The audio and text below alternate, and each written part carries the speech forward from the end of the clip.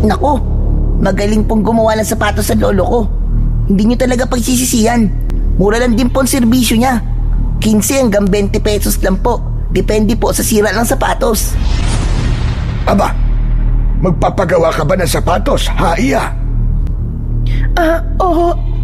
Narinig ko po kasi kanina na may sumisigaw. Kaya agad ko pong kinuha itong sirang sapatos ko. Baka sakaling may pag-asa pa pong maayos. Mahirap talagang patanggapin ang ganyan na matandang yan. Ngunit, may plano ako, Apo. Hayaan mo, dahil sa darating na gabing ito, ay di na makalalabas ang maglolo na yan ng buhay sa ating baryo.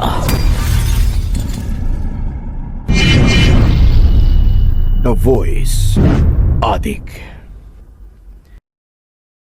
Magandang araw po sa inyo mga idol.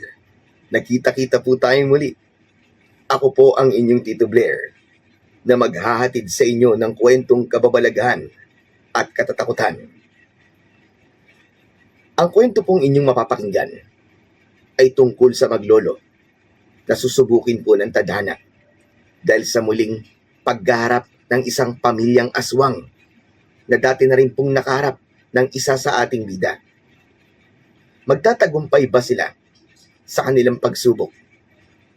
Mawawakasan ba nila ang muling pagkabuhay ng galit sa mga puso at magkakaroon ba ng pangalawang pagkakataon ang dalawang magkaibang nilalang na magkaayos?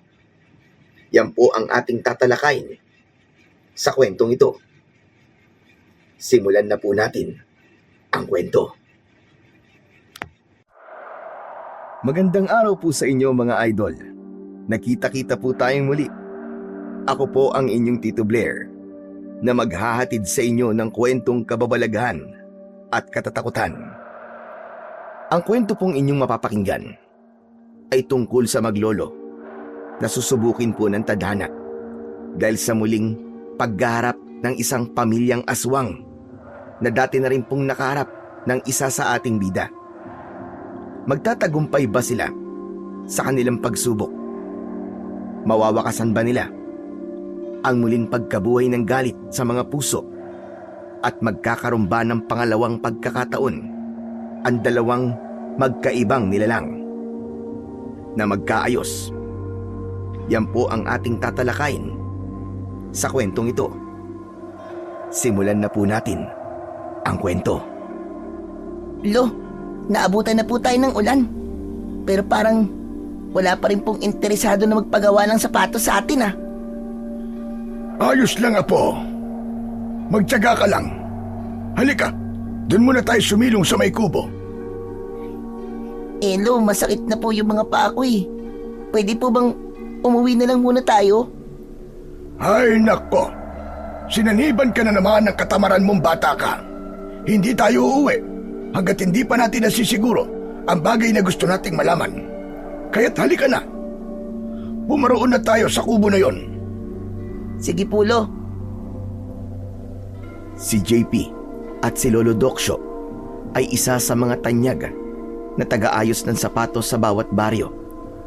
Ngunit maliban doon, may bagay na hindi alam ang karamihan. Dahil si Lolo Doksyo ay isang sikretong manunugis ng aswang. Aba, ayan Lo. Diyos ko, salamat po. Tumigil na po yung ulan. Tama ka. Kaya tara na at magtutungo pa tayo sa dulo ng baryong ito. Ha? Lolo naman, pagod na ako Umuwi na muna tayo. Bukas na lang natin ipagpatuloy itong pag-aayos natin ng sapatos. Aba, sira ulo ng batang ito. Nakakadalawang ayos pa lamang tayo ng sapatos pagod ka na. Abay, wala tayong kakainin pag nagkataon. Sige na, kunin mo na ang kariton at magpatuloy na tayo. Pero Lo... Sige na, wala nang pero JP. Itulak mo na ang kariton at tayo magpapatuloy na. Ay nako, si Lolo talaga oo. May sinasabi ka bang bata ka ha, JP? Ang sabi ko po, itutulak ko na po ang kariton at magpapatuloy na po tayo. Lumabas na sila ng kubong kanilang pinagsilungan Nagpatuloy sila sa kanilang paglalakad hanggang sa nadaanan nila ang kumpulan ng taong nagsusugal. Aba, ayan na po. Subukan mo silang alukin. Baka may mga sira silang sapatos. Sige na, lapitan mo. Pero Lo, nahihiya po ako eh. Ihahampas ko sa itong tools ko. Kapag hindi ka pa gumalaw, sinasabi ko sa iyo ha. Madalang ako magbiro. Hindi tayo magkakapera sa hiya mo, JP. Naku naman, si Lolo talaga oh. Ito na po, kikilos na. Lumapit ang binatilyo sa mga tao at inalukan niya ito ng pag-aayos ng sapatos. Ngunit tinignan lang siya ng mga ito at patuloy na nagsugal. Habang ang mga tao naman na nakatayo at nanonood sa mga ito ay pinagmasdan lamang sila. Naku, magaling pong gumawa ng sapatos sa lolo ko. Hindi nyo talaga pagsisisihan. Mura lang din po ang serbisyo niya. 15 hanggang 20 pesos lang po. Depende po sa sira ng sapatos. Ngunit dahil bago lamang ang mga mukha nila sa baryong tinatawag na San Juan, ay hindi sila pinansin ng mga tao, kaya't akala ng binatilyong si JP ay napahiya lamang siya. Ay naku, ayoko na po Lo. Nakita niyo naman po hindi nila ako pinansin.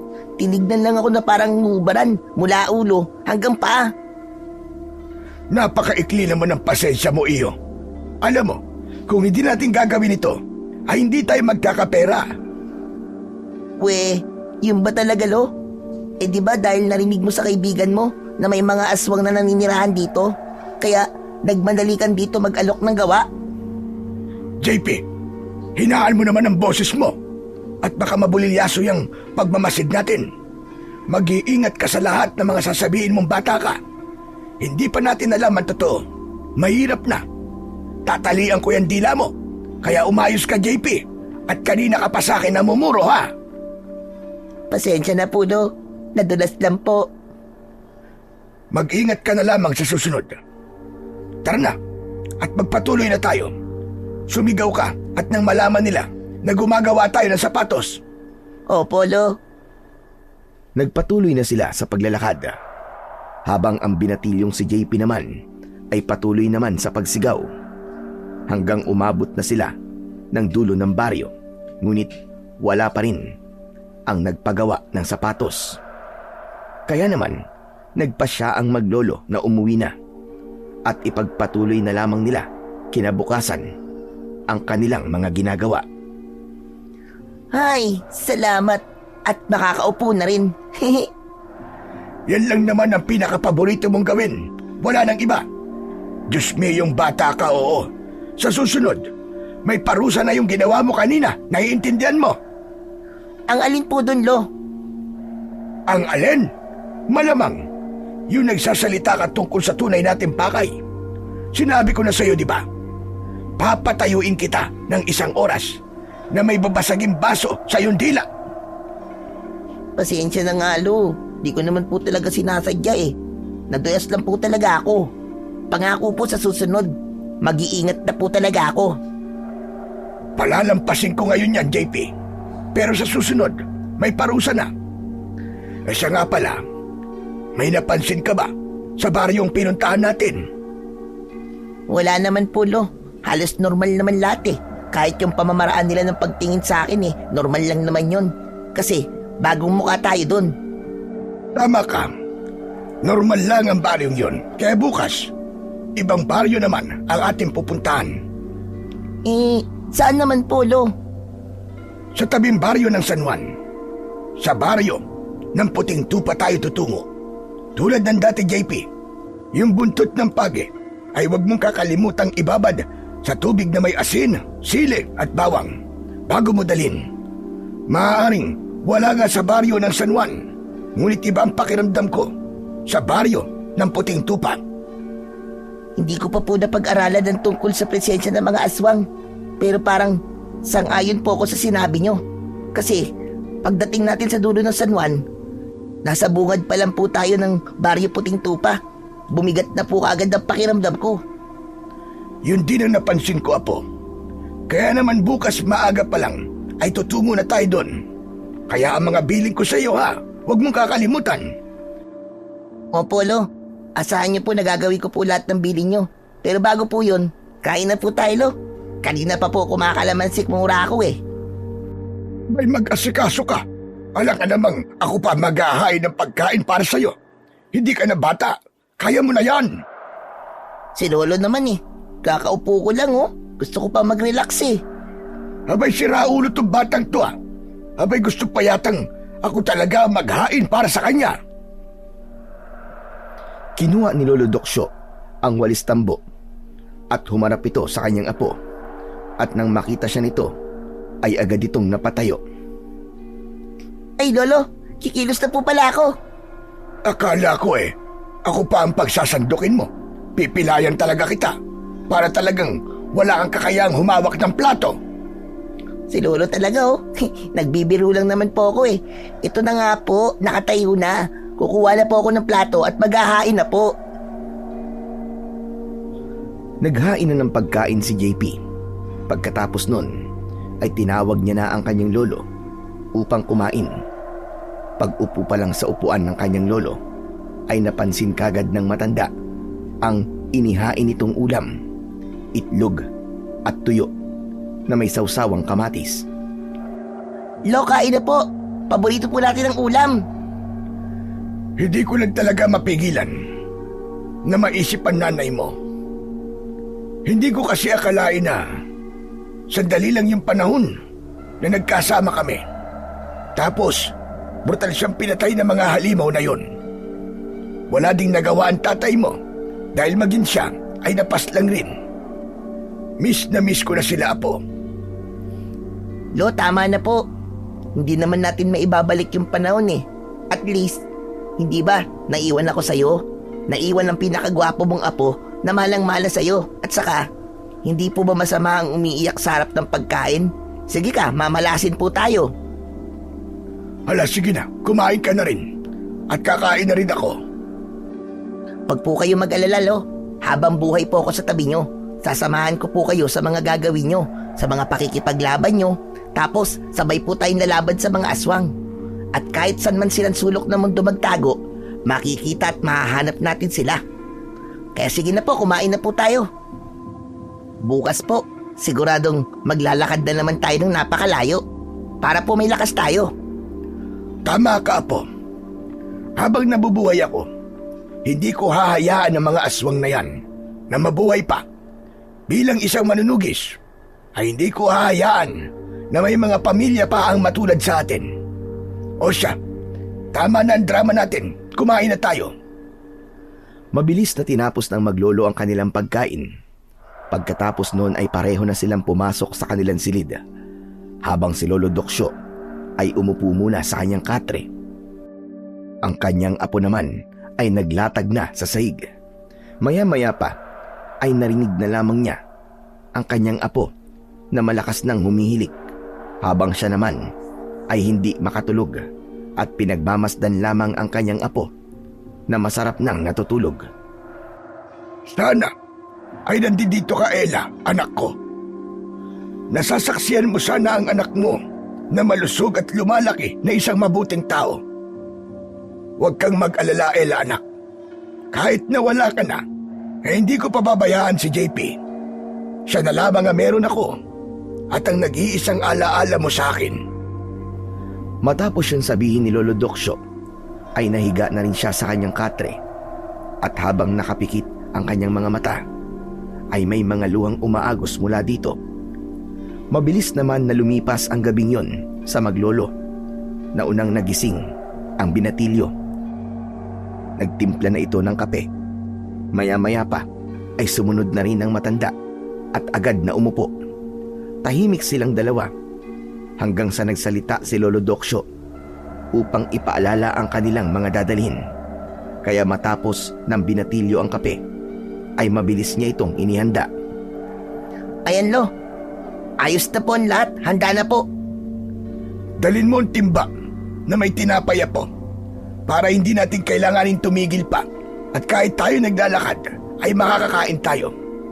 Ang payong at ang latigo, nandyan na ba? Yung binabad mo sa tubig na may asin at sili? Opo, Lo. Nakaredy na po lahat. O siya, Itulak mo na ang kariton. Maglakad na tayo. Itinulak ni JP ang kanilang kariton at pagkatapos nun ay bumalik siya upang isara ang kanilang pinto. Ngunit hindi niya namalayan na may isang bato ang nakausli sa daan. Dahilan upang madapa ito.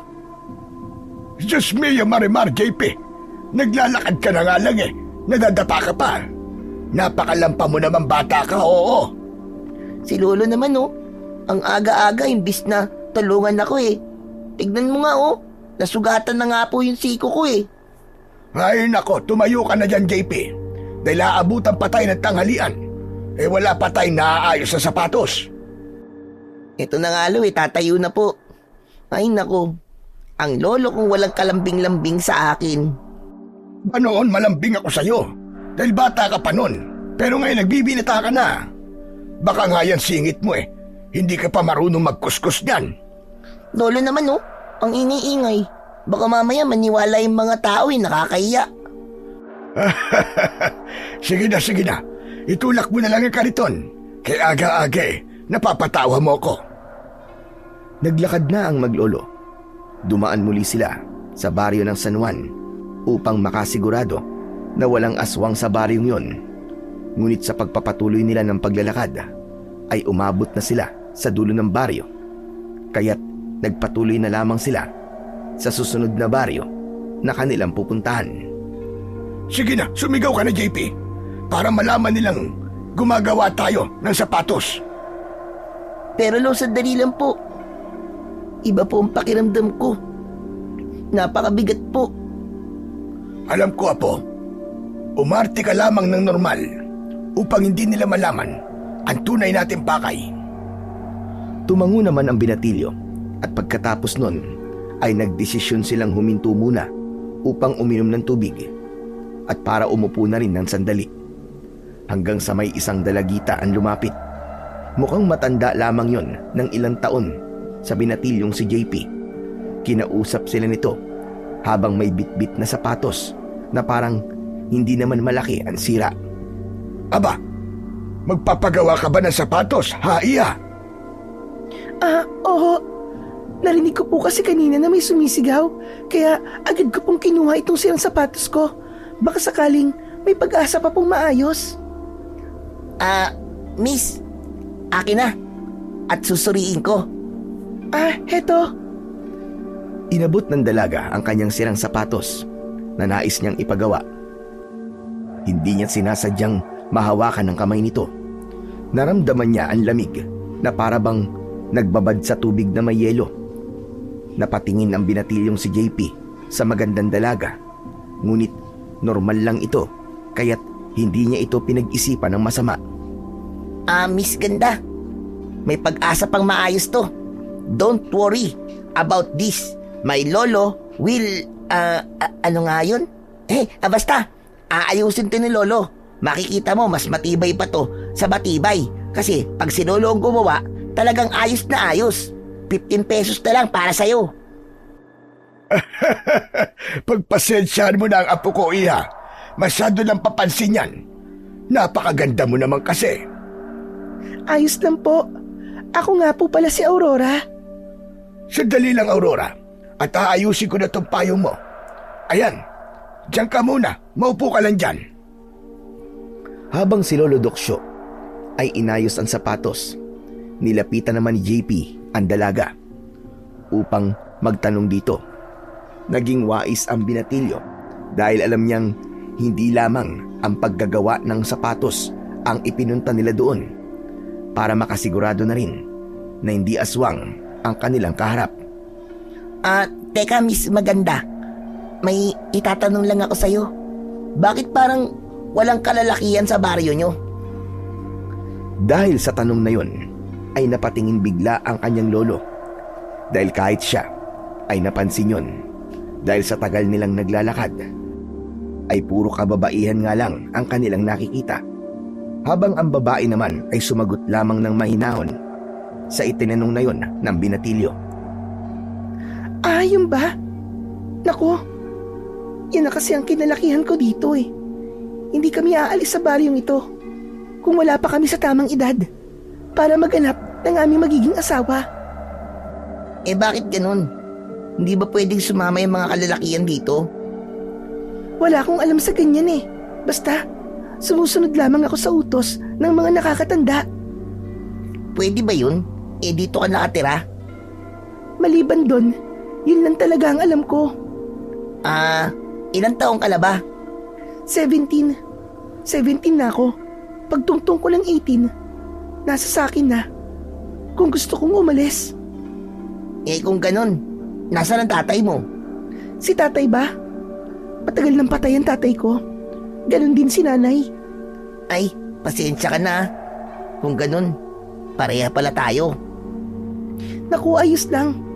Matagal naman ang panahon yun kaya wala na sa akin. Tsaka isa pa, may lola naman ako eh. Aurora, Iha.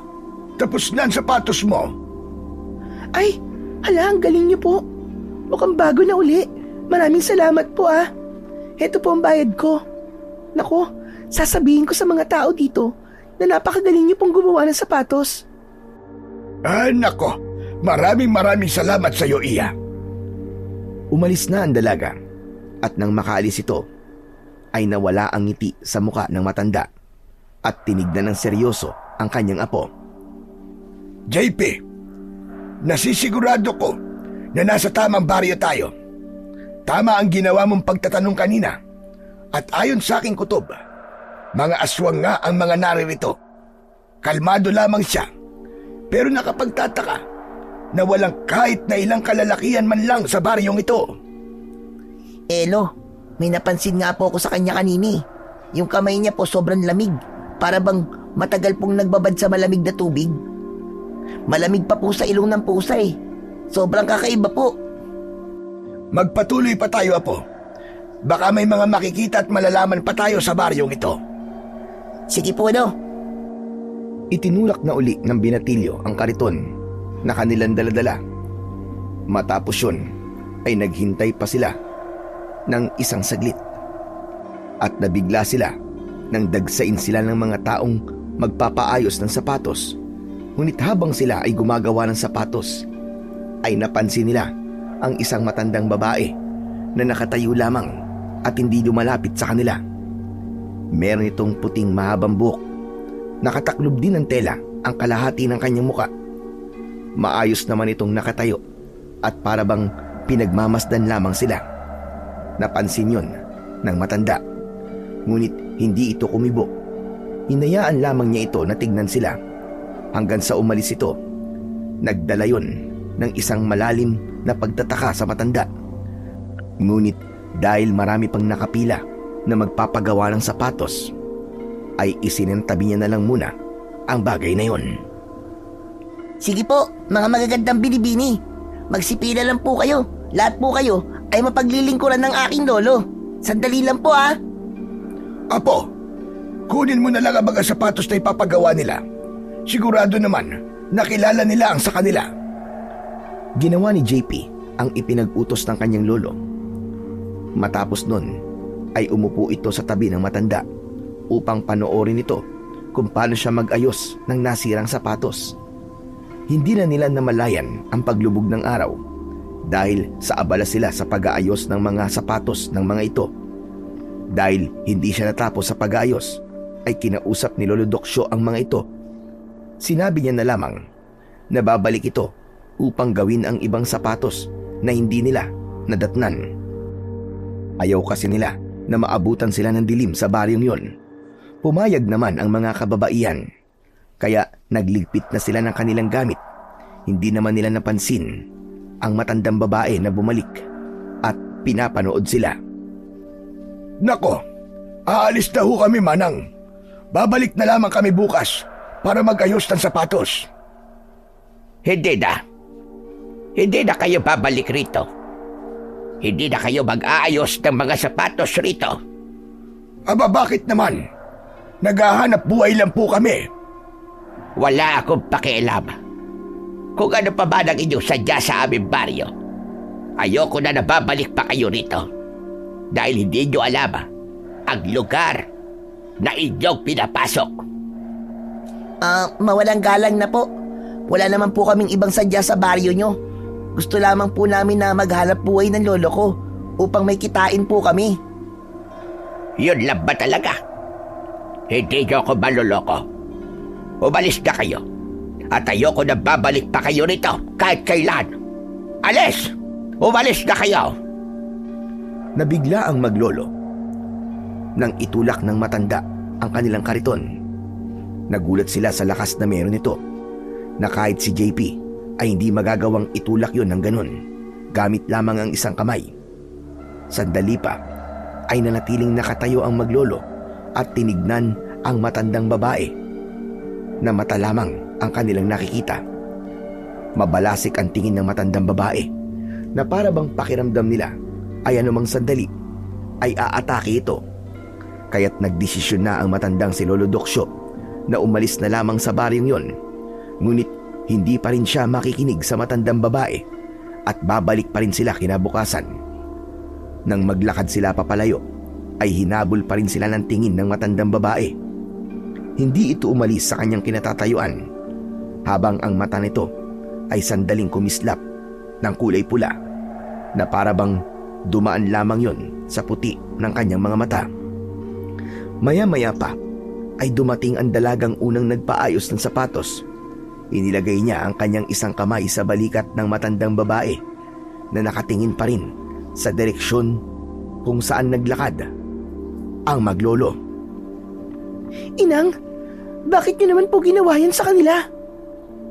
Tama lamang ang ginawa ko sa kanila, Aurora. Sapagkat kilala ko ang matandang umaayos na mga sapatos.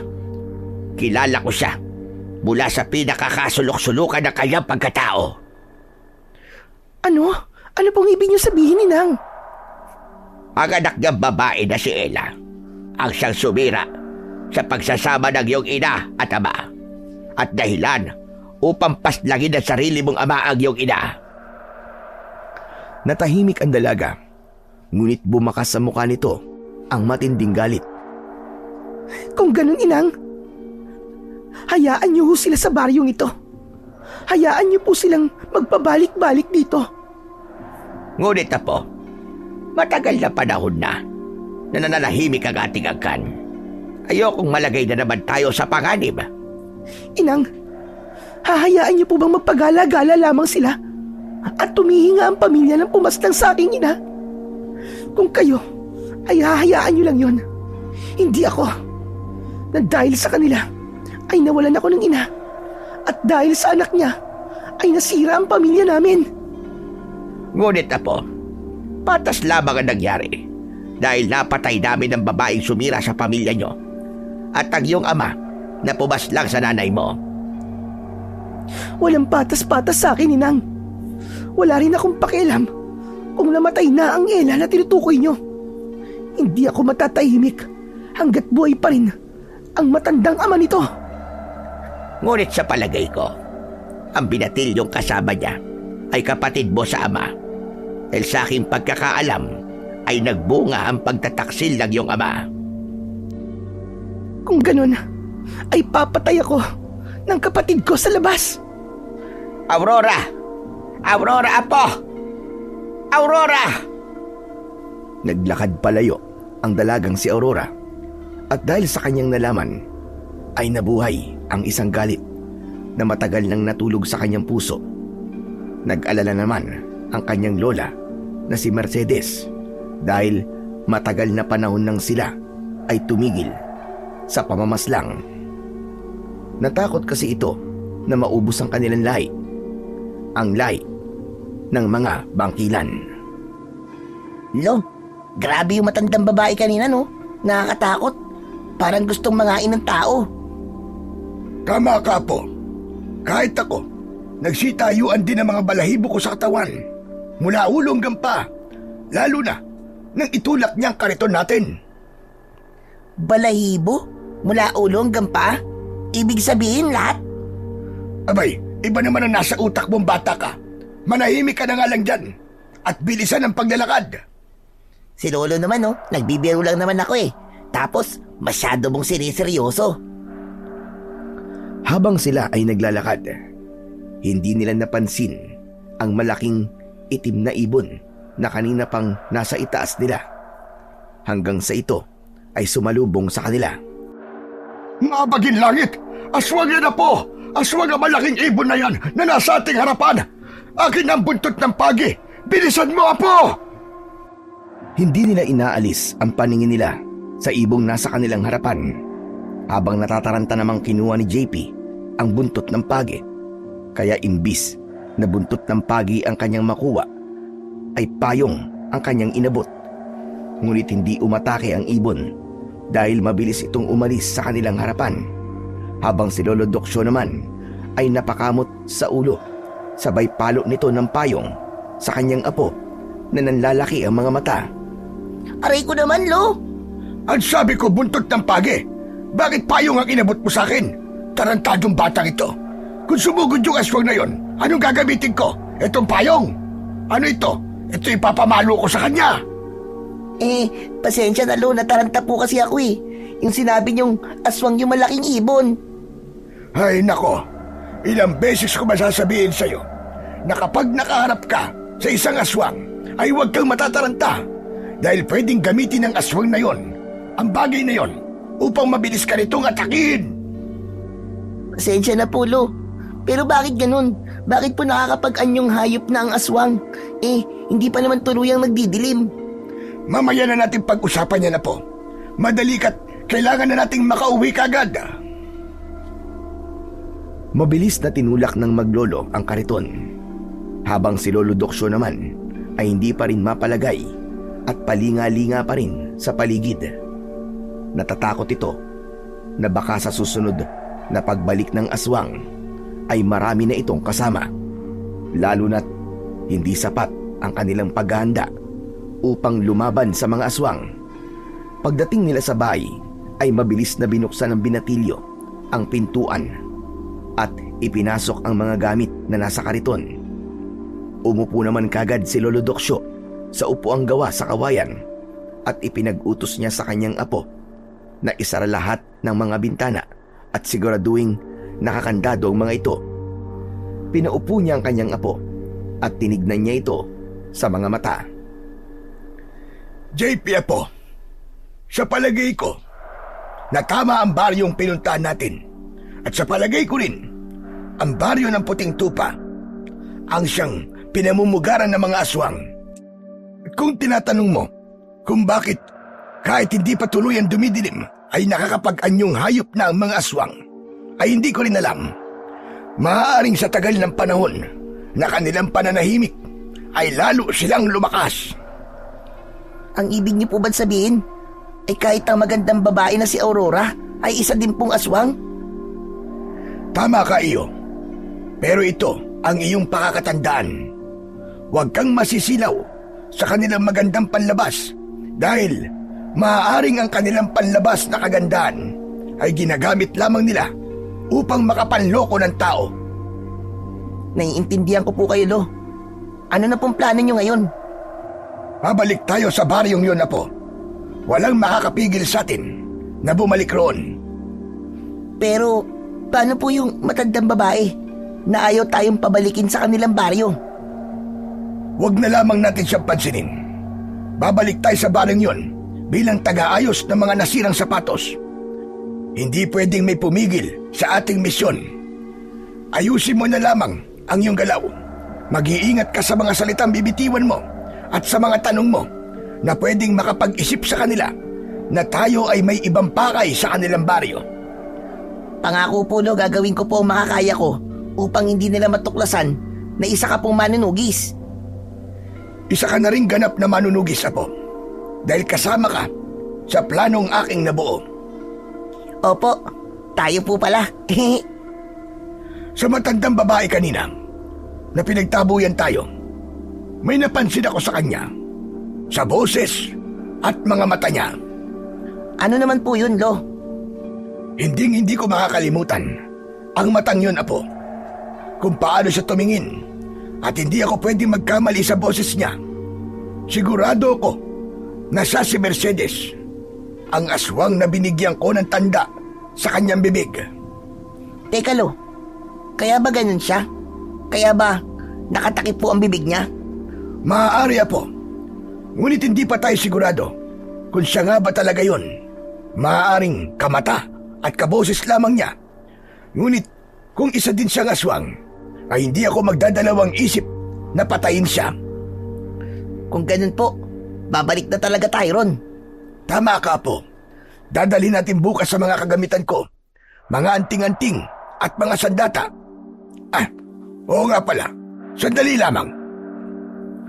Tumayo si Lolo Doksyo at nagtungo yun sa kanilang silid. Makalipas lamang ang ilang sandali, ay lumabas na ito, dala ang isang maliit na kahon. Binuksan niya ito at bumungad sa kanila ang isang litrato. Litrato ng kanyang anak, buwat-buwat ang isang sanggol, habang may isang makisig na lalaki sa kanilang likuran at nakayakap sa babaeng may hawak ng sanggol. Lo, si tatay at nanay po ba yan? Tama ka, Iyo. Sila nga ito. Ito na lamang ang litratong meron ako. Kinuha yon ng binatilyo at pinagmasdan nito ng mabuti, habang ang kanyang mga mata naman ay hindi na napigilang mapaluha.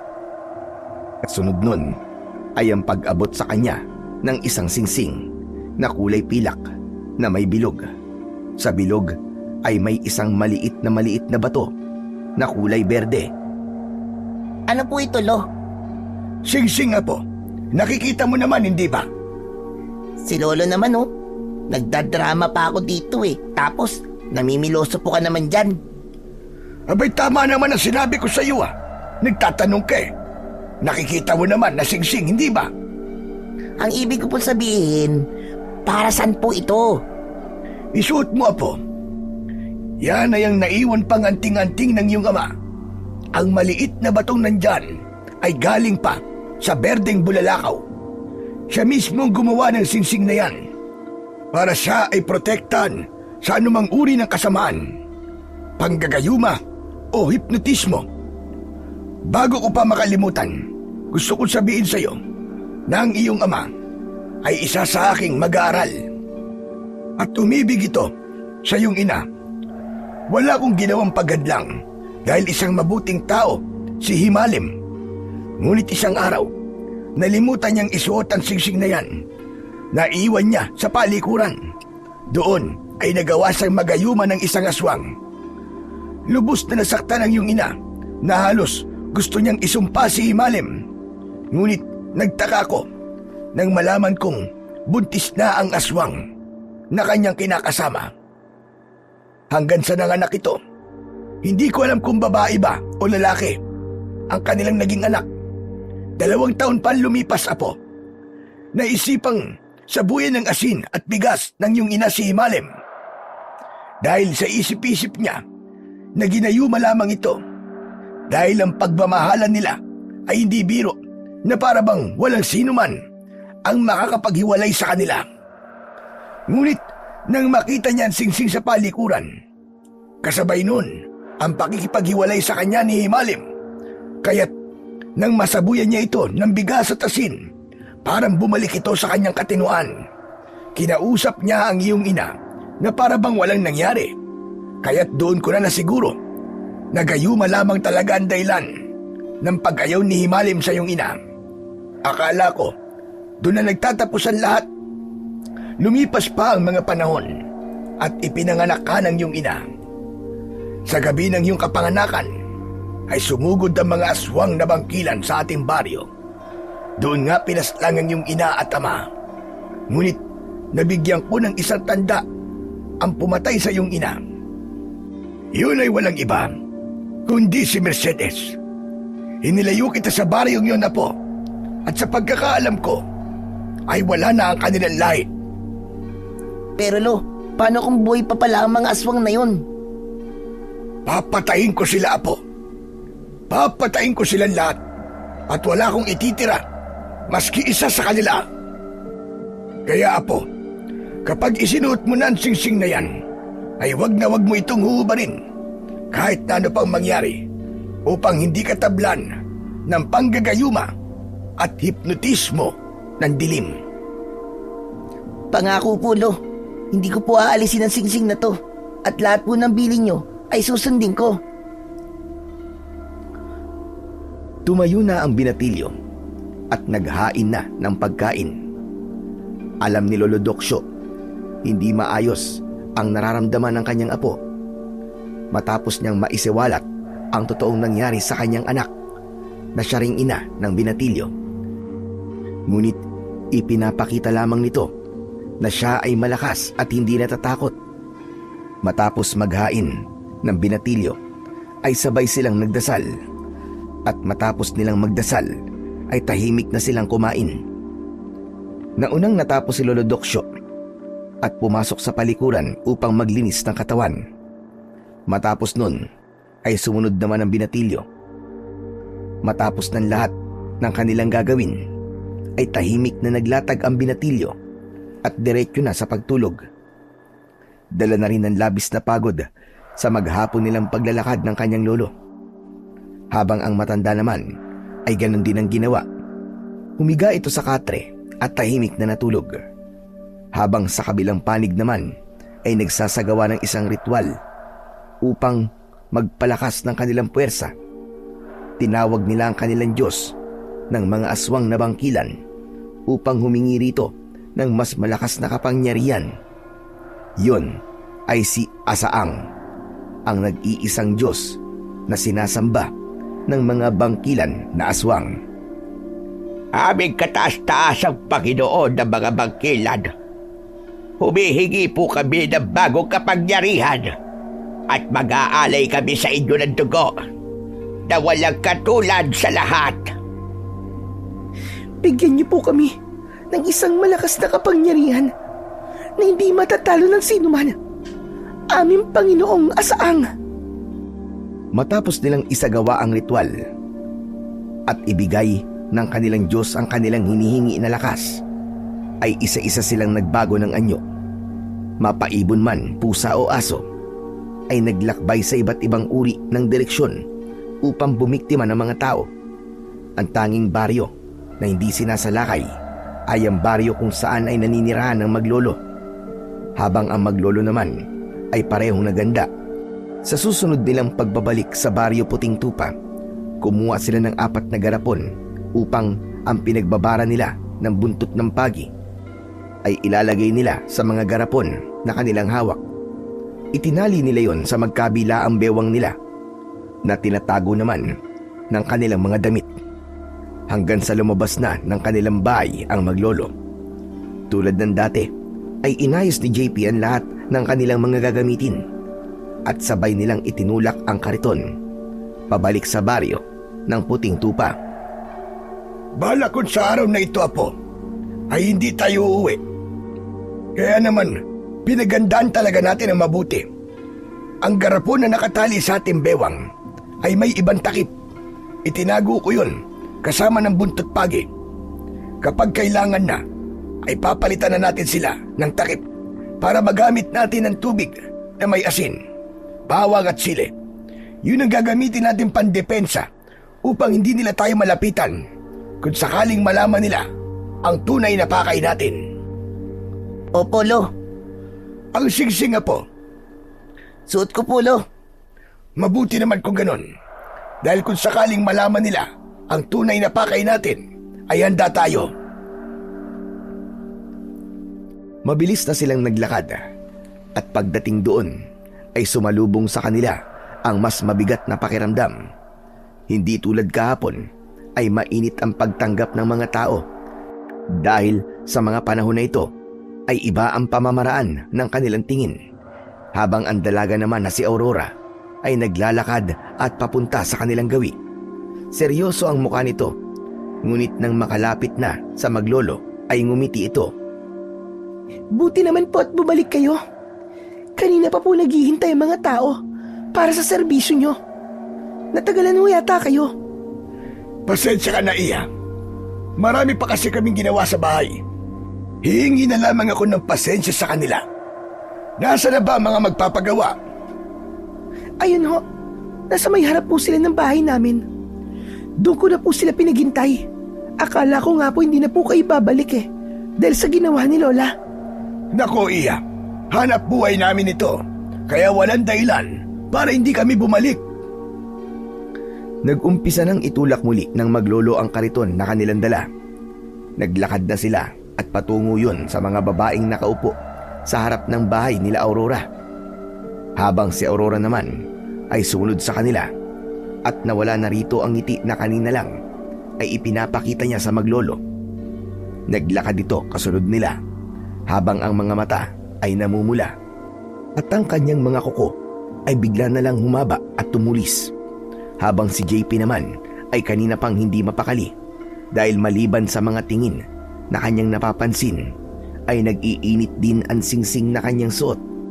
At nang makarating sila sa mga taong magpapaayos sana ng sapatos ay bumalik na sa kanyang anyo si Aurora. Nakangiti na ulit ito at pinagsilbihan pa ang maglolo. Bibigyan niya sana ito ng tubig, ngunit tumanggi ang matandang si Lolo Doksyo dahil ayon sa kanya ay may baon silang tubig.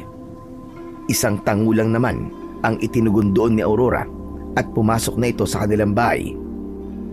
Nang siya ay tumalikod, hindi ngiti ang nasa kanyang mga labi, kundi galit dahil hindi tinanggap ng matanda ang tubig na may halong pampatulog, habang ang maglolo naman ay nag-umpisa ng mag-ayos ng sapatos. Hayop na matandang yon. Napakawais niya. Hindi yata uubra ang pagbabait-baitan ko. Lintik talaga. Ano ba yan? Kay aga-aga napakainit ng ulo mo. Paano ba naman? Hindi tinanggap ng maglolo ang tubig na binibigay ko. Mahihirapan yata tayo, inang. Mahirap talagang patanggapin ang ganyan na matandang yan. Ngunit may plano ako, apo. Hayaan mo, dahil sa darating na gabing ito, ay di na makalalabas ang maglolo na yan ng buhay sa ating baryo. Teka, inang. Saan ka pupunta? Lalabas ako, apo. Magkukunwari ako na takot na lamang na baka sila ay masamang tao. Kaya't nagalit ako sa kanilang pagdating dito dahil mga dayuhan lamang sila at bagong muka sa ating baryo. Paano po kung makilala ka ng matandang lalaki? Hindi niya ako makikilala, po, dahil sa akin takip sa muka. Huwag kang mag-alala dahil nag-iingat ako sa mga hakbang na gagawin ko. Lumabas na ang matandang babae at humarap ito sa maglolo. Sakto naman, nakatatapos lamang nila sa pag-aayos ng mga sapatos. Humarap ito sa maglolo upang humingi ng tawad sa kanyang mga nagawa kahapon. Matiim lamang siyang tinignan ng dalawa habang kumakain ng tinapay na kanilang dala.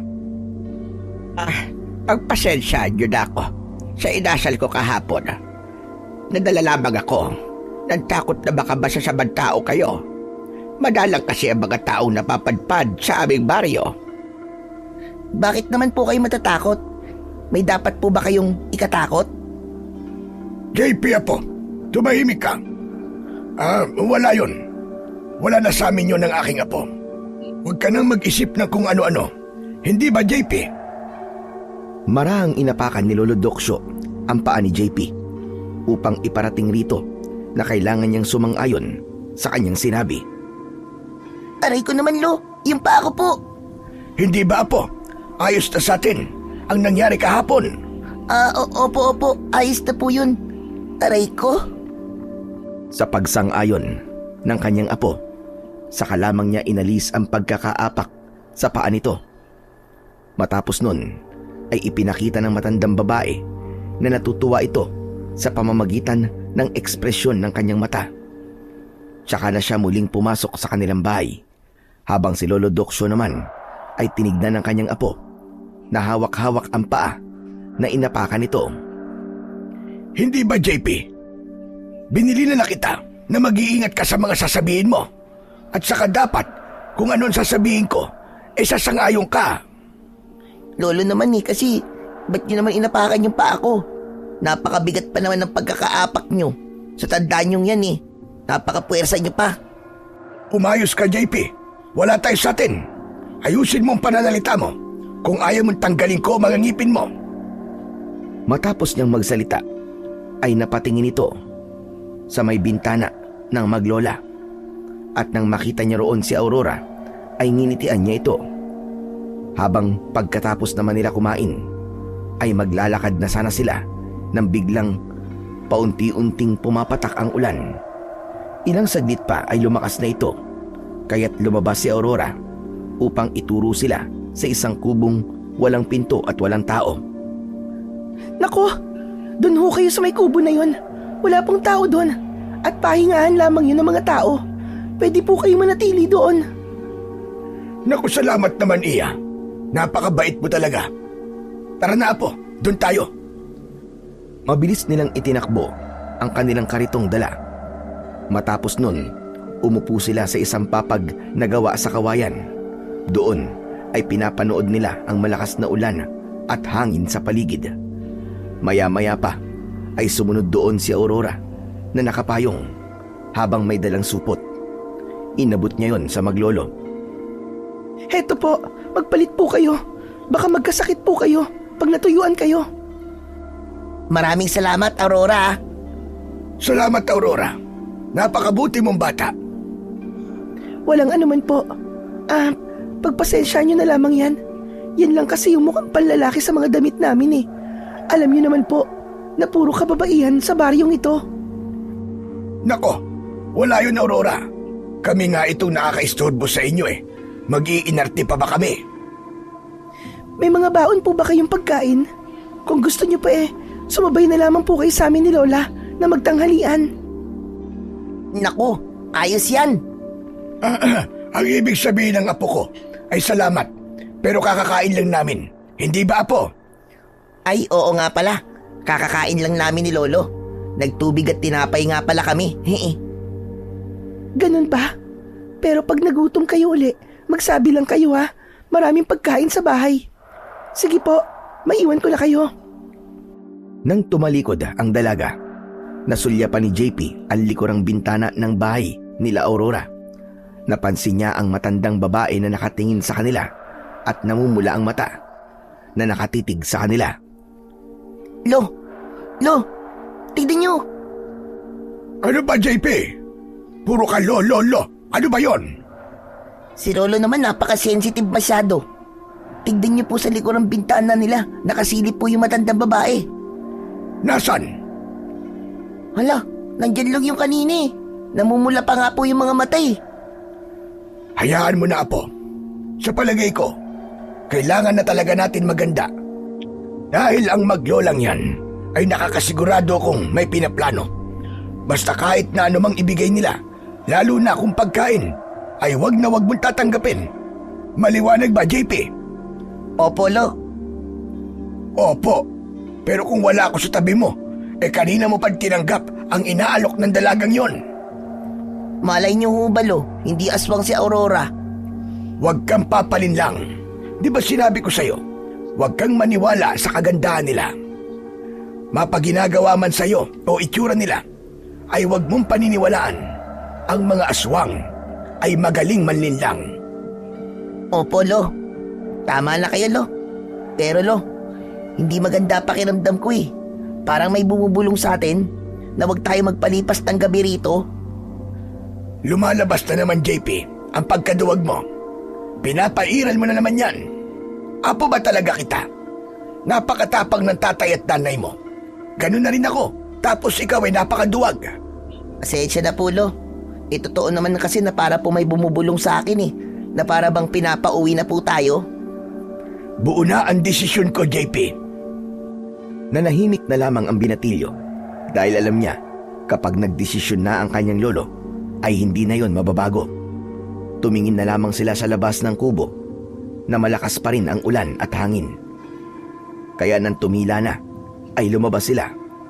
Tinuloy na nila ang paglalakad upang mag-ayos ng sirang sapatos at magmasid. Ngunit napansin nila ang dalawang malaking kahoy na nakatayo at may mga lubid sa tabi. Sa gitna nun ay nakita nilang maraming tuyong kahoy at tuyong daon ang nakaipon. Lo, para saan po yan? Hindi ko alam, Apo. Pero hindi maganda ang pakiramdam ko dito. Para bang gagawa sila ng ritual. Kaya nga po sabi ko sa inyo, Louie, Hindi maganda naman natili tayo dito. Ngayon, nakakasigurado na ako na mga aswang nga mga tao na nakatira dito. Walang dahilan para umatras pa, Apo. Halika, bumalik tayo sa kubo.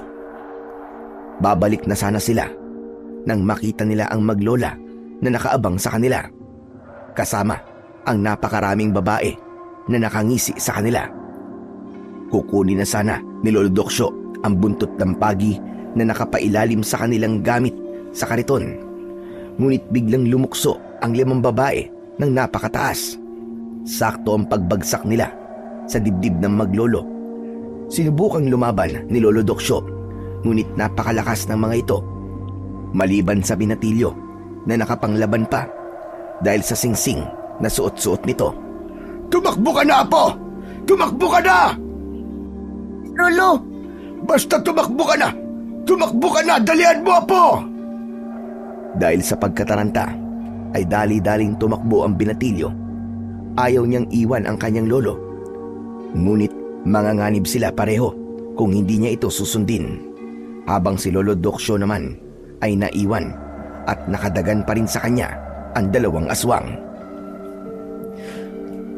Huwag niyo nang hahabulin ang kapatid ko.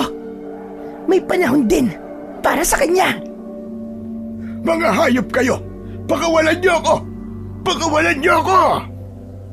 Sige, itayo niyo siya. Ginawa ng mga babae ang ipinag-utos ni Aurora. Itinayo nila ang matanda at mahigpit na hinawakan ng mga braso nito, habang si Aurora naman ay lumapit dito habang nakangisi. Alam mo na ngayon kung sino kami. Anong ibig mong sabihin kanina sa kapatid? Anak ng aswang na laging karelasyon ng lalaking inagaw ng anak mo. At ang apo mo ay kapatid ko sa ama. Walang kapatid na demonyo ang apo ko! Bakit? Sinabi ko bang tinatanggap ko siya bilang kapatid ko? Hindi ko tatanggapin ang bunga ng kahayupan ng aking ama at ng iyong anak. Nang dahil sa anak mo ay nasira ang pagsasama ng aking mga magulang dahil inagaw niya ang ama ko sa nanay ko.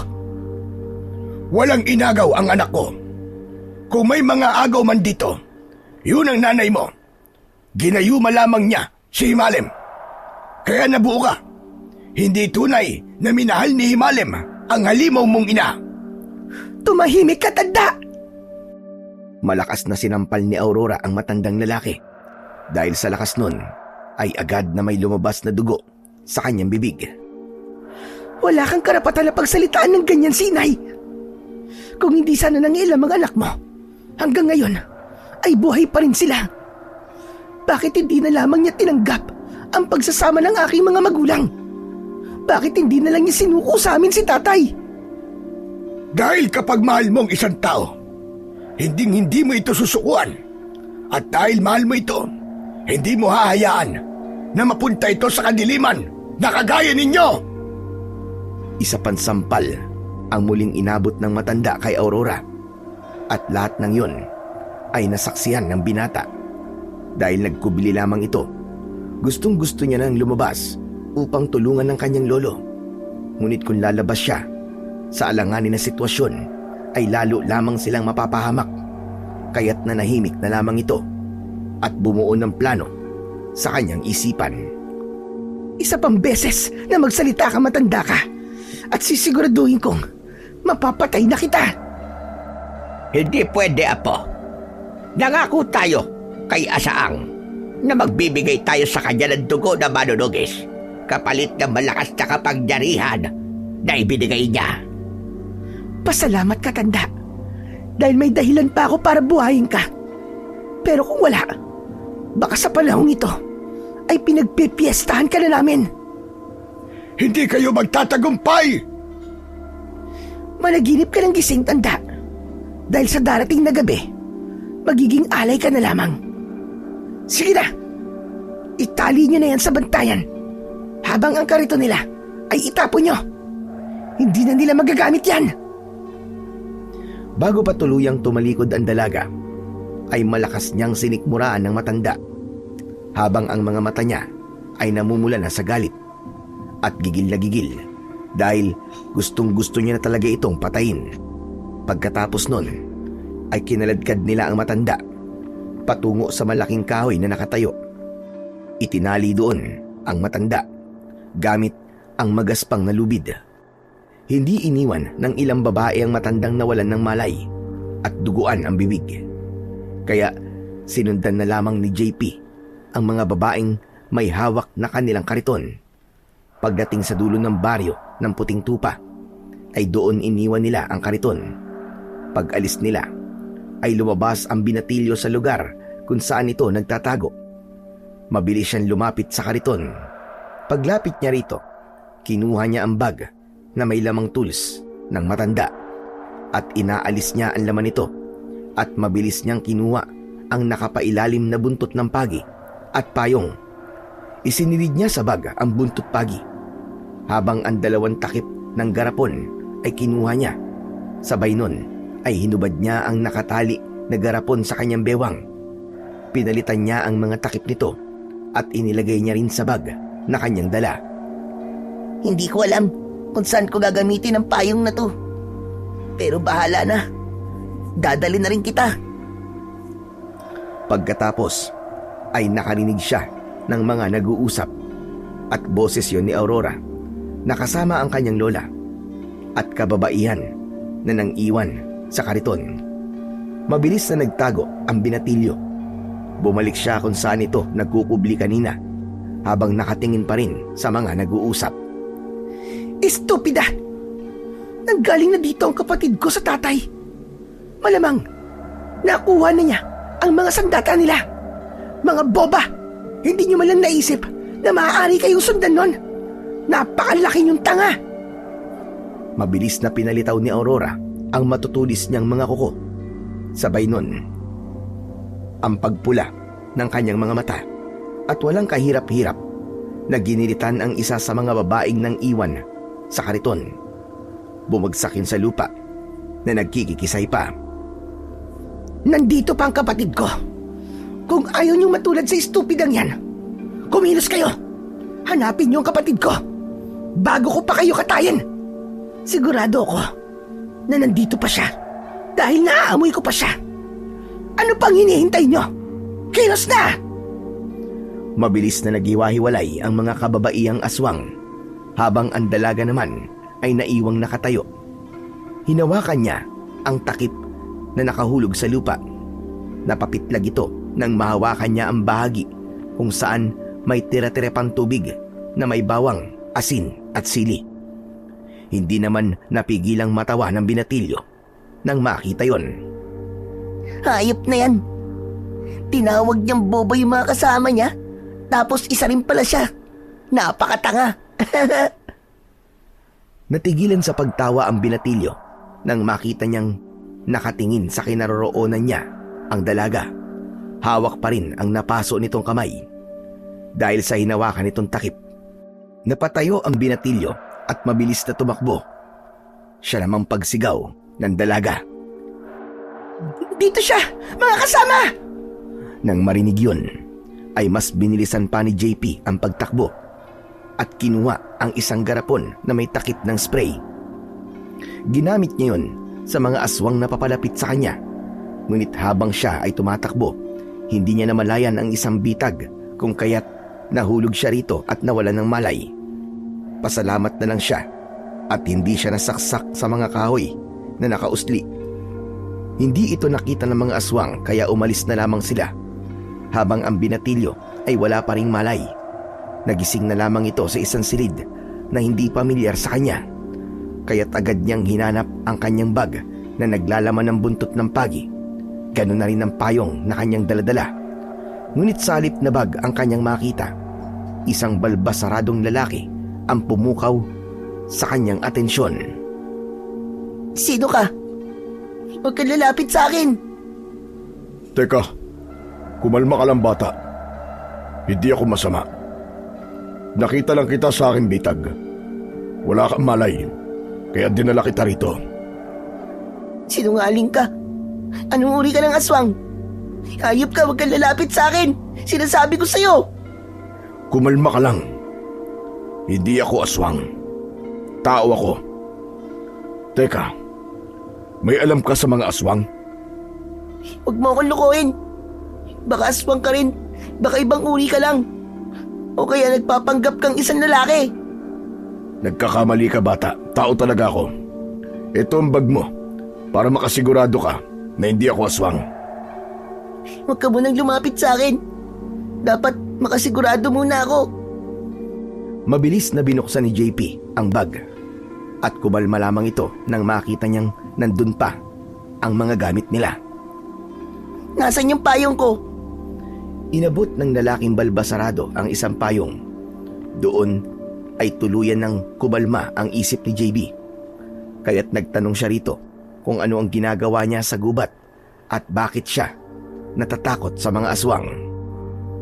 Pinatay ng aswang ang pamilya ko at kasalukuyang biyag nila ang lolo ko. Eh ikaw, bakit dito ka nakatira? Alam mo rin ba ang meron sa baryong ito? Oo, alam ko. Ang mga nilalang na namumugad sa baryong ito at siya ring pumatay sa pamilya ko. Kaya't nagpaplano ako ng patago para sa gagawin kong hakbang. Ako nga po pala si JP. Kayo, ano pong pangalan nyo? Mang Alim, ang itawag mo sa akin. Mang Alem, tulungan mo ko. Biyag nila si lolo eh. Baka mamayang gabi patayin na nila ang lolo ko. Huwag kang mag-alala. Nasa plano ko ang pumatay ng aswang. Kaya sasama ako sa plano mo. Kung ganun, Mang Alem, kumilos na tayo. Baka pag nagtagal pa lalong manganib si lolo. Sumang-ayon si Mang Alim sa binatilyo. Kaya kahit masakit pa ang katawan ng bata, ay inalalayan niya na ito. Tinahak nila ang madilim na kagubatan at nang makarating sila sa bungad, pagdating doon, naabutan nila ang isang tagpong ipinagtaka ng binatilyo. Nakita nila ang mga kababaihan kasama si Aurora at ang kanyang lola na may hawak na mga apoy at umiikot sa paligid ng matanda habang nagbibigkas ng hindi kilalang lengguwahe. Panoorin mo muna ang mga galaw nila, JP. Tumango si JP at masinsin niyang pinagmasdan ang bawat galaw ng mga aswang. Maya-maya pa ay tumigil sila sa ginagawa nilang pag-ikot sa nakataling si Lolo Doksyo at kumuha ng isang balding tubig, ang dalaga, at isinabo yun sa matanda. Gumising ka, tanda! Iminulat ni Lolo Doksyo ang kanyang mga mata at matalim na tinignan ang maglola na nakatayo sa harapan niya at tinanggal na ni Mercedes ang takip ng kanyang ibabang muka. Nanlaki ang mga mata ni Lolo Doksyo nang makilala ang matandang babae na nasa harapan niya. Hayop ka, Mercedes! Buhay ka pa palang animal ka! Matagal din na panahon, Doksyo. Sa palagay ko, ay may 15 taon na rin. Natatandaan mo ba ang ginawa mo sa aking bibig? Oo, Mercedes. Dahil tandayan ng pagiging aswang mo. Nakakatakot ka naman, Doksyo. Nakatali ka na nga't lahat-lahat eh. Napakatapag mo pa rin. Ano kaya gagawin mo? Pag nalaban mo ka, wala na ang apo mo. Ano ginawa niyo sa apo ko? Mga hayop kayo! Mabilis na ipinakuha ng dalagan si Aurora ang isang sako at inilabas niya doon ang isang pugot na ulo na nababalot ng dugo. Hindi rin makilala ang muka ng ulo na kanyang hawak dahil sa dami ng sugat nito sa muka. Hinagis yon ni Aurora sa paanan ng matandang nakatali. Sabay nun ang mga laman loob na inilabas niya rin sa sako. Hayop kayo! Ano ginawa niyo sa apo ko? Mga demonyo kayo! Mga wala kayong kaluluwa! Papatayin ko kayong lahat! Huwag niyong hintayin na makawala ko dito dahil sisiguraduhin kong wala akong ititira sa inyo! Malakas lamang na tumawa ang maglola dahil mabilis nilang napaniwala na apo nga ni Lolo Doksyo ang ipinakita nila rito. Habang ang binatilyo naman ay nasasaksiyan ang lahat at hindi na mapigilan ang galit. Ngunit pinilit itong pakalmahin ng lalaking kanyang kasama. Hayaan mong isipin ng mga aswang na panalo na sila. Pero Mang Alim, Hindi ko kayang makita na ginaganon nila si Lolo. May oras para sa pagsugod. Pero kailangan muna nating mapakawalan ng lolo mo. Ang alam ko, pag nagsasagawa sila ng ritual, ay hahayaan nila ang biyag sa labas at papasok silang lahat sa kanilang mga bahay. Hanggang sa lumiwanag na ng gusto ang buwan. Tapos doon tayo gagalaw para mapakawalan natin ang lolo mo. Sige po, Mang Alim. Pinagmasdan muna nila ang mga aswang na nagsisipasok na sa mga bahay. Habang si Lolo Doksyo naman ay walang tigil sa pag-iyak sa pag-aakalang patay na talaga ang kanyang apo. Ngunit nang maubos ang mga aswang sa labas ng kanilang bahay, ay mabilis na lumabas si Alim at JP sa kanilang pinagtataguan. JP, ikaw ba yan, apo? Minumulto mo na ba ako? Lolo naman, huwag kayong maingay. Hindi kita minumulto. Mamaya na ako magpapaliwanag. Mahalaga, maalis na kita sa pagkakatali. Ngunit napansin ni Lolo Doksyo ang lalaking kasama ni JP. Hindi niya masilayan ang mukha nito dahil sa dilim ng paligid. Ngunit nang saktong matanggal nila ang pagkakatali ng matanda, ay siya naman paglabas ng matandang babae. Nakita niya ang tatlo at mabilis itong sumigaw na para bang wala sa sarili. At sumunod naman na lumabas ang kanyang apo na si Aurora. Apa! Dito na ang apo ni Doksyo! Maganda yan. Para sama-sama na kayo sa impyerno. At ikaw na lalaking maraming balbas. Sino ka? Sino ako? Ako lang naman, si Himalem. Ang taong inubos ang pamilya ng hayop na matandang yan. Teka, Himalem! Buhay ka! Kilala niyo ho ako? Ako si Tatay Doksyobo. At ito si JP. Ang anak niyo ni Ella. Hindi nila kayo napatay. Tay, anak ko. Niyakap ng maigpit ni Himalem si Lolo Doksyo at JP. Natigilan naman ang binatilyo dahil hindi niya akalain na buhay pa ang kanyang ama.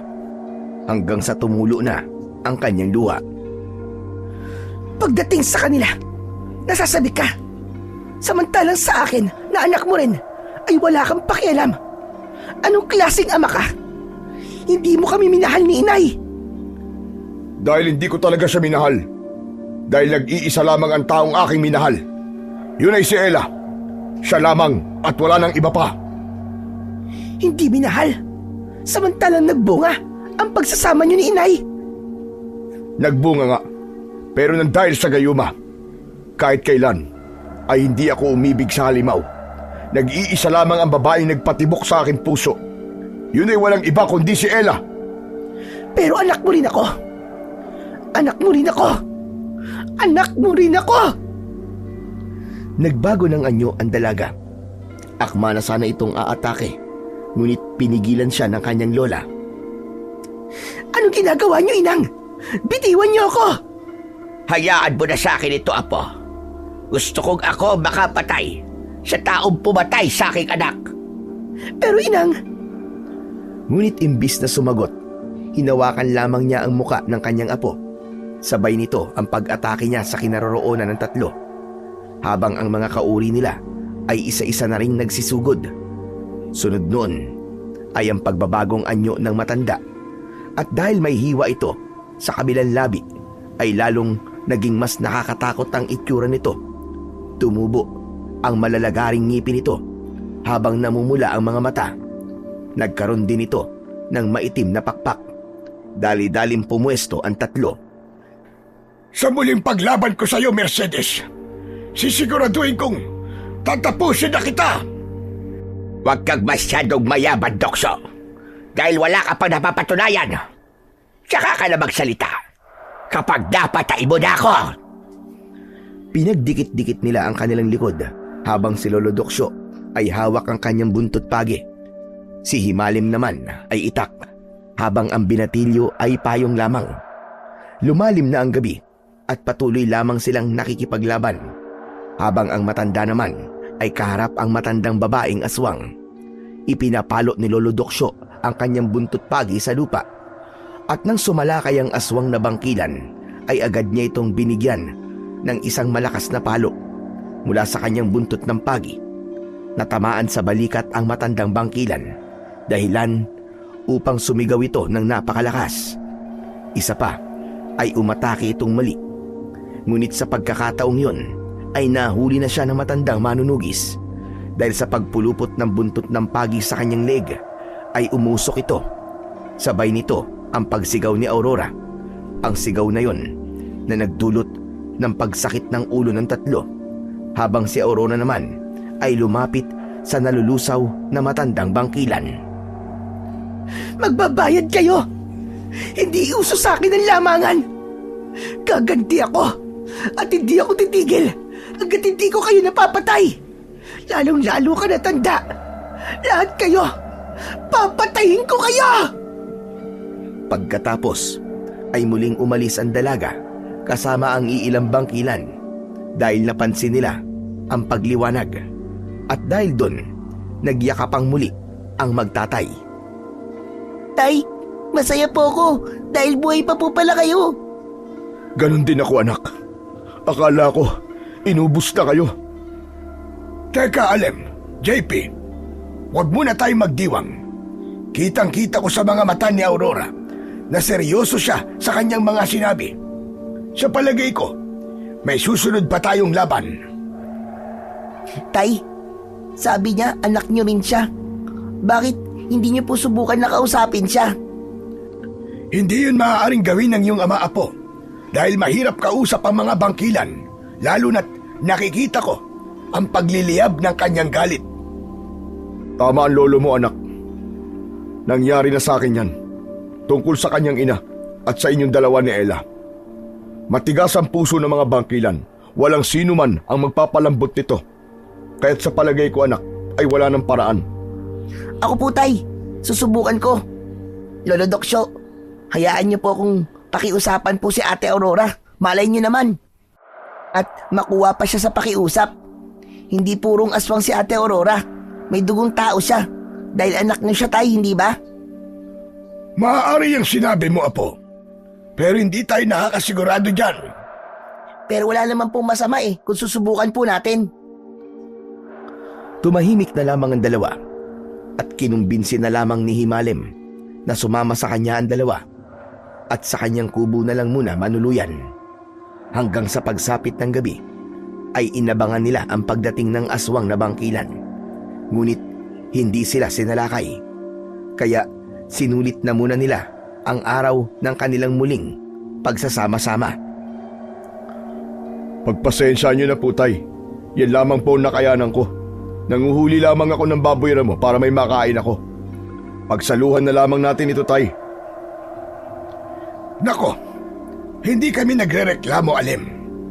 Dahil kung nasa bahay kami niyan, ay itlog at tuyo lamang ang aming ulam. Kaya't huwag ka na mag-alala.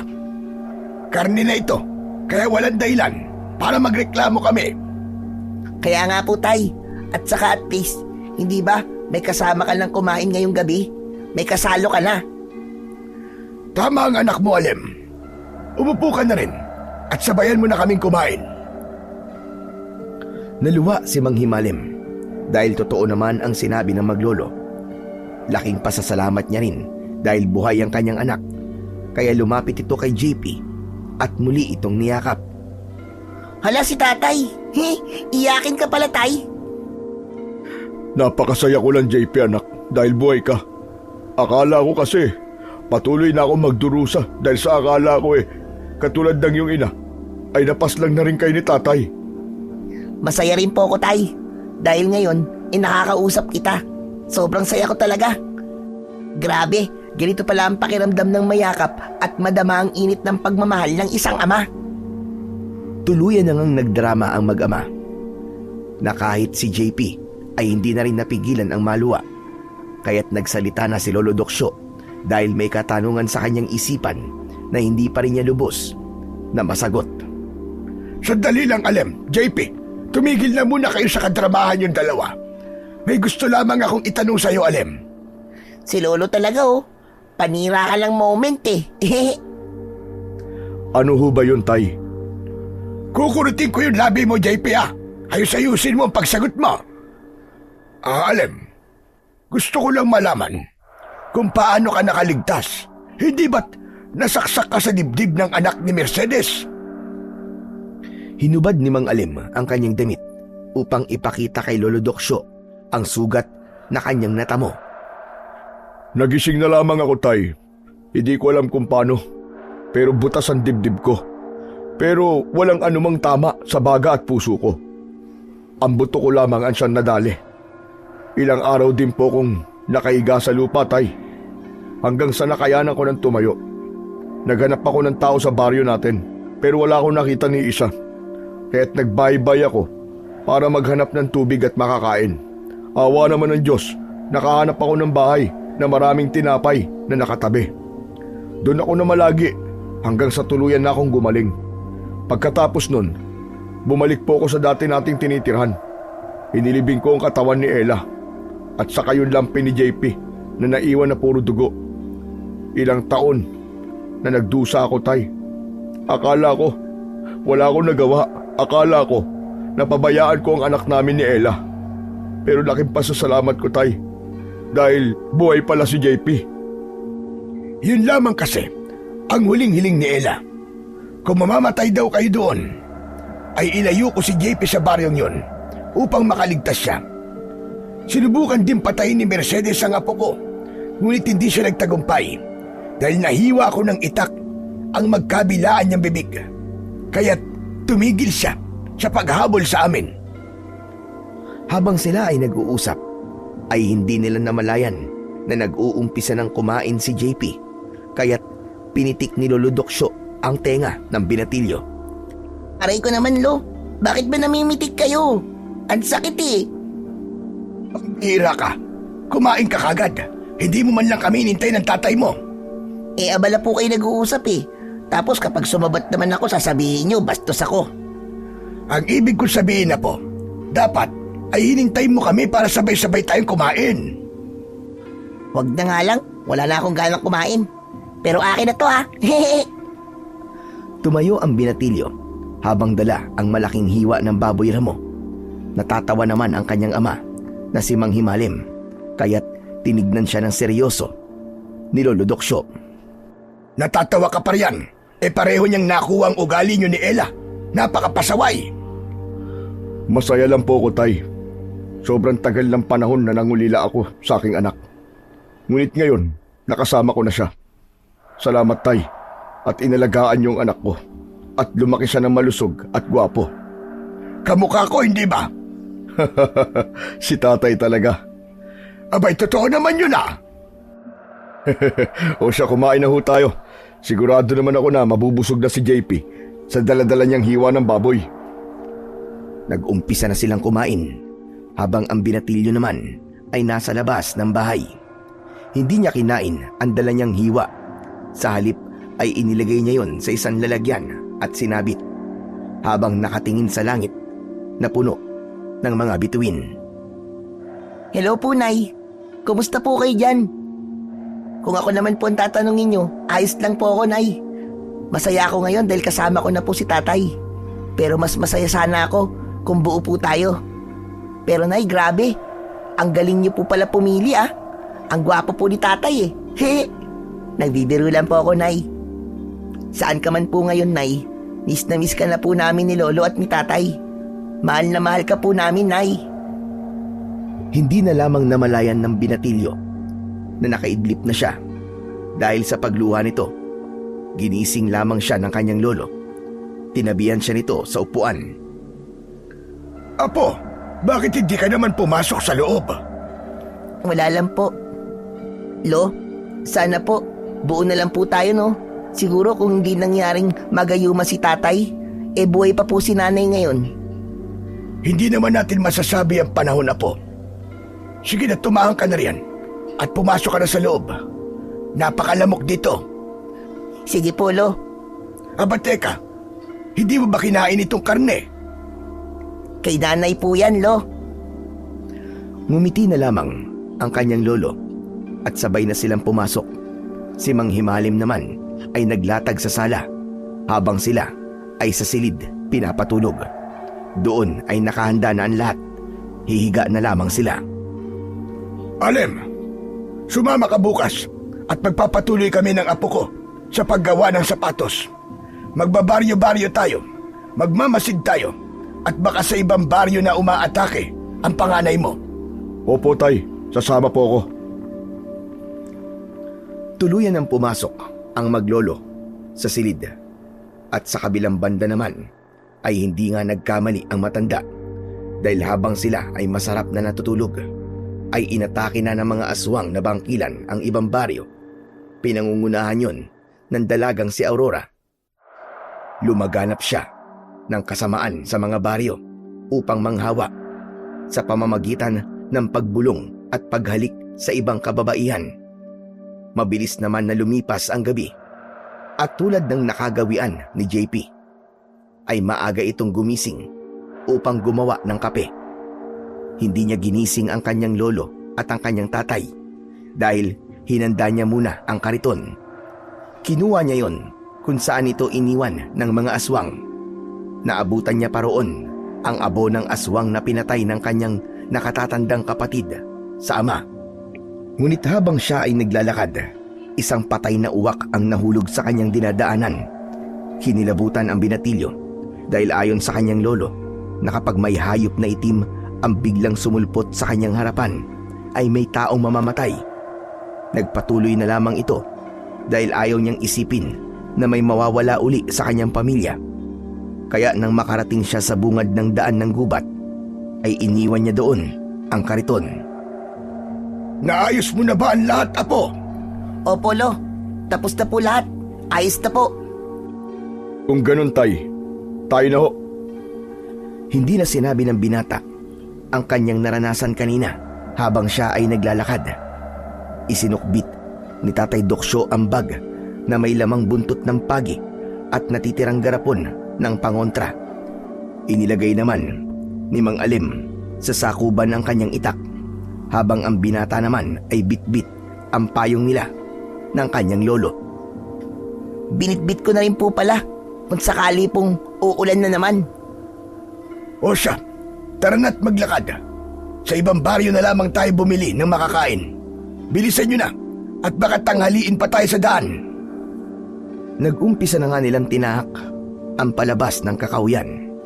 Pagkatapos, tulad ng dati, ay si JP ang nagtulak ng kariton. Ngunit sa pagkakataon na yon, ay kasama niya na ang kanyang ama. Nakarating sila sa isang baryo na inatake ng aswang na bangkilan na si Aurora. Ngunit kahit isa sa pagkakataong yon, ay hindi pa rin alam ng tatlo na doon lumaganap ng kasamaan ang aswang na si Aurora. May mga sirang sapatos ba kayo dyan? Halina kayo't ipaayos nyo na sa amin. Sa halagang abot kaya, ang sapatos na akala nyo'y wala ng pag-asa ay magmumukhang bago ulit. Sige na mga suki, magpaayos na kayo ng sapatos. Aba, ayos ha. Ang sigla mo yata ngayon, apo. At parang hindi ka yata nagre-reklamo ngayon. Siyempre, Lo, kasama ko na po si tatay eh. Matagal ko tong pinangarap, tapos akala ko hindi na pwede dahil patay na sila. Pero ito siya ngayon, masigla at buhay na buhay. Ganun rin naman ako, anak. Akala ko noon wala na kayo. Pero napakasaya ko talaga dahil pinagtagpo ulit tayo ng nasa itaas. Masaya ang binatilyo at ganun na rin ang kanyang lolo at ama dahil alam niyang makakasama niya ng muli si Mang Alim magmula sa araw na yon. Bilang lamang sa daliri ang mga taong nagpagawa sa kanila ng sirang sapatos hanggang sa naramdaman ng kanyang lolo na may hindi tama sa baryong yon. Kaya't nagdesisyon siya na magpapalipas rin sila ng gabi roon. Kaya't nang lumubog ang araw ay tahimik lamang na nagmasid ang matanda hanggang sa isang alulong ng mga aso ang kanilang narinig. Hala, teka Lo, ano po yun? Tumahimik ka muna, JP, apo. Kakaiba ang nararamdaman ko sa baryong ito. May hindi tama. Mabigat sa pakiramdam. Tama kayo, Tay. Ganon din ang nararamdaman ko. Sa palagay ko, ay sasalakay ang mga aswang sa baryong ito ngayong gabi. Dahil iba ang tunog ng alulong ng mga aso. Sa palagay ko, ay dito sila nagtungo pag alis nila sa baryo ng Puting Tupa. Maganda kayo. Maging alerto kayo. Anumang sandali ay nandyan na sila. Hindi pwedeng may masasaktan at may mamamatay na mga tao. Hindi naman nagkamali ang matanda. Dahil maya-maya lang ay iba't ibang hayop na ang nagsidatingan. Habang ang mga aso na iba ang itsura ay umalulong na parabang mga asong nauulol. Habang ang mga malalaking itim na ibon ay walang tigil sa pag-aligid. Agad nang lumabas ang maglolo. Sumunod doon ang tatay ni JP na si Mang Himalim. Napatigil ang aswang na si Aurora at matalim na tinignan ang kanyang kapatid at ama. Itigil mo na ito, Aurora! Mabuhay ka na lamang ng tahimik!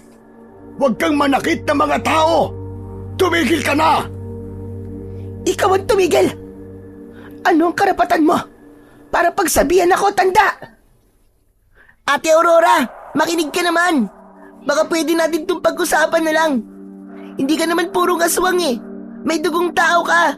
Huwag mo namang gawing halimaw ang sarili mo. Tama ang kapatid mo, Aurora. Mamuhay na lamang tayo ng magkakasama, ng matiwasay. Ayusin natin ito, anak. Huwag na lamang natin pahabain ang gulo ng dalawang pamilya. Maging isa na lamang tayo. Sige na ate. Huwag na tayo magkagulo pa. Ayusin na lamang natin ang hidwaan ng dalawang panig. Pakiusap, Ate Aurora. Alam kong may natitira pang kabutihan dyan sa puso mo. Pakiusap, ate. Tumahimik si Aurora. Lumapit sa kanya ang dalawa, si Mang Himalim at JP. Sinubukan silang pigilan ni Lolo Doksyo, ngunit hindi sila nagpapigil. Nakita na lamang nila si Aurora na lumuluha na, habang si JP naman ay bitbit pa rin ang payong. Ate, pakiusap. Maayos pa natin ito. Magtiwala ka lamang. Napag-isip-isip ko na tama mga sinabi mo, JP. Kaya, pwede ba kitang mayakap? Ang ibig sabihin ba, Ate Aurora, tinatanggap mo na kami ni tatay? Tumango lamang si Aurora at si JP naman ay nasasabik niyang niyakap ang kanyang nakatatandang kapatid sa ama na babae. Ngunit hindi niya alam ay hindi yun ang tunay na plano ni Aurora. Tumingin siya sa matanda na malayo sa kanila at sa kanyang ama na naluluha, hanggang sa hindi inaasahang pagpulang muli ng mga mata nito at tinubuan siya ng malalagaring ngipin, habang ang kanyang kuko naman ay nag-umpisa ng humaba at tumulis. Masaya ako, JP. Dahil madali na kitang mapapatay! Akma na sanang itutusok ni Aurora ang kanyang mga kuko kay JP na nakayakap pa rin sa kanya. Ngunit mabilis na nakagalaw si Mang Himalim at mabilis niya itong nahila. Matapos niyang mahila ang kanyang bunsong anak, ay nakita niyang gagalaw ng muli ang aswang na bangkilan upang umatake. Ngunit mabilis na niyakap ni Mang Himalim ang kanyang anak na si JP at sa kanya tumama ang matutulis na kuko ni Aurora, habang ang ibang aswang naman ay isa-isa nang sumugod. Nakahanda naman si Lolo Doksyo at bawat hagupit niya ng buntot ng pagi ay isa-isang nalulusaw ang mga aswang, habang si Mang Himalim naman ay tuluyan ng tumumba sa lupa, habang ang binatilyo ay hindi makapaniwala. Bagay lamang sa iyo yan, dahil masyado kang pakialamero. Kung di mo hinarang ang sarili mo, hindi ka sana mamamatay. Hayop ka. Paano mo nagawang ganituin ang sarili mong ama? Masahol ka pa sa demonyo! Mabilis na niyakap ng binatilyo ang kanyang ama, na hindi na makapagsalita dahil sa tama nito sa likuran. Iyak ng iyak si JP, at si Lolo Doksyo naman ay naubos na ang mga alagad ni Aurora at silang dalawa na lamang ang naghaharap. Hindi mo ako kakayanin, tanda! Kung inaakala mo na mapapatay mo ako, nagkakamali ka! Yun ang akala mong animal ka. Napakasama ng pamilya ninyo. Wala na kayong ginawa kung hindi ang mamerwisyo sa mga tao. At kahit sariling laman mo ay kaya mong patayin. Ang dapat sa'yo ay mamatay na rin. Sumama ka na sa lola at nanay mong demonyita ka! Nagpambuno ang dalawa. Ngunit nang makalmot ni Aurora ang braso kung saan humahawak ng buntot ng pagi ang matanda, ay nabitiwan niya ito. Pagkatapos ay napaupo ang matanda sa lupa at mabilis niyang kinuha ang garapon na may lamang pangontra. At nang lumapit ang aswang na si Aurora, ay mabilis niyang ibinuhos ang lahat ng yun sa mukha nito. Sandali lang namilipit sa sakit ang dalaga at agad siyang humarap muli sa matanda. Nakapag-isip naman kagad ang binatilyo at agad niyang inihagis sa kanyang lolo ang payong na binabad sa asin at bawang. Nakuha naman ng matanda ang ibig sabihin ng kanyang apo, kaya't tumango ito at inabangan ang mabilis na paglapit ng aswang na si Aurora. Paglapit nito ay mabilis niyang inilagay sa kanyang harap ang payong, habang ang matulis na dulo nito ay nakaharap kung saan papunta ang dalaga. Nang nakalapit na ito ng tuluyan, ay mabilis na sinaksak yun sa kanyang dibdib. Hindi niya yun naiwasan dahil sa bilis ng kanyang pag-atake. At yun ang dahilan ng kanyang kamatayan. Hindi tulad ng kanyang alagad ay madaling nalusaw ang mga ito, dahil siguro sa may dugo siyang tao ay nanatili ang kanyang katawan na buo, habang ang binatilyo naman ay hindi pa rin tumigil sa kanyang pag-iyak. Tay! Tay, gumising ka, Tay! Huwag mo akong iwan, Tay. Pakiusap naman, oh. Hindi pwedeng sandali lamang tayong nagkasama. Tay!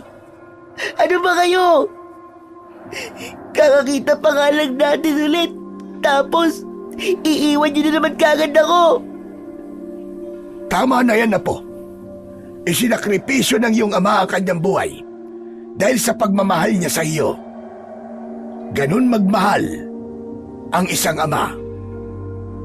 Pero bakit ganun, Lo? Napakasandali lang ng pagsasama namin ni Tatay. Bakit iniwan niya kagad tayo? Akala ko ba magsisimula tayo ulit? Bakit niya inayaang mamatay siya? Niyakap ni Lolo Doksyo ang kanyang apo na walang tigil sa pag-iyak at paggagulgol, habang nakayakap sa kanyang ama na wala ng buhay. Hindi natapos ang gabing yon nang hindi nila inililibing ang katawan ng tatay ng kanyang apo. Inilibing na rin ni JP ang katawan ng kanyang nakatatandang kapatid, dahil ayon sa kanya ay walang dahilan upang magtanim siya ng galit.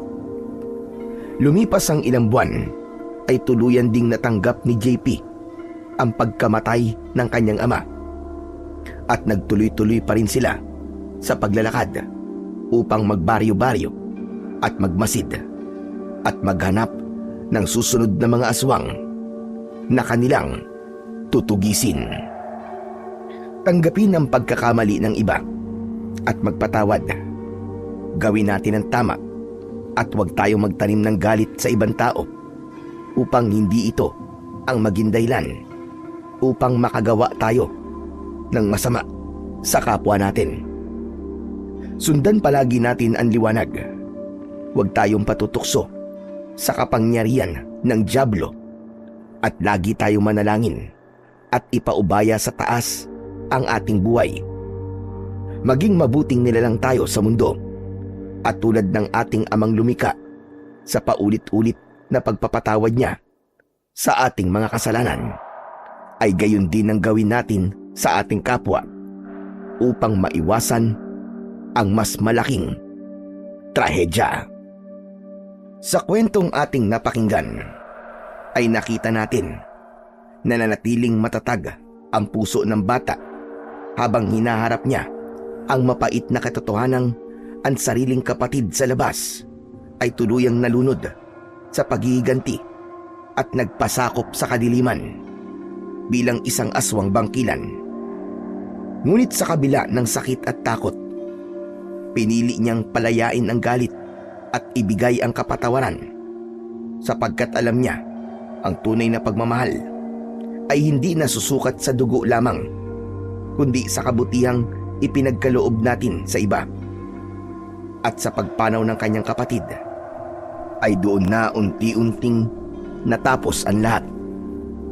Nagpapasalamat siya sa Diyos dahil kahit sa maikling panahon ay nakasama, nayakap at naramdaman niya ang pagmamahal ng kanyang ama.